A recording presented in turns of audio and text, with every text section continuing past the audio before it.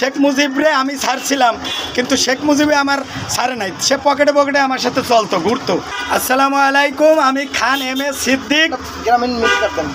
আমি এই বিকাশের দোকানে এসে এই যে 1000 টাকা নতুন নোট, আমি একদিক দিয়ে ডক্টর ইউনূসের প্রতি খুশি হয়েছি যে এই শেখ মুজিবরে আমি ছাড়ছিলাম, কিন্তু শেখ মুজিবে আমার ছাড়ে নাই। সে পকেটে পকেটে আমার সাথে চলতো, ঘুরতো, বিভিন্ন টাকার মধ্যে ঢুকে যেত, আমার ঘরে ঢুকে যেত। এখন আমি খুশি হয়েছি, বাট টাকার গুণগত মান 1000 টাকা বলেন 20 টাকা বলেন, এটার কাগজ গুণগত মান বেশি ভালো না, আমি খুশি হতে পারি নাই। টাকা নতুন করে যদি এই প্রতারকরা জাল টাকা ছাপায়, তো আসল কোনটা নকল কোনটা খুঁজে পাওয়া কঠিন। আর একটা বিষয় হলো 20 টাকায় মন্দিরের ছবি দিছে।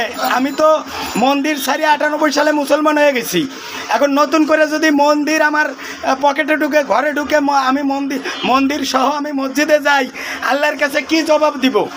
এই জন্য আমি ওই বিষয়ে ডক্টর ইউনূস স্যারের প্রতি খুশি না। তবে শেখ মুজিবের ছবি যে নাই, এতে কিছু খুশি হয়েছি, 50 খুশি। আর 50 খুশি টাকার গুণগত মান হয় নাই এবং বিভিন্ন ঝামেলার কারণে হয় নাই। ইনকিলাব জিন্দাবাদ, নারায়ে তাকবীর।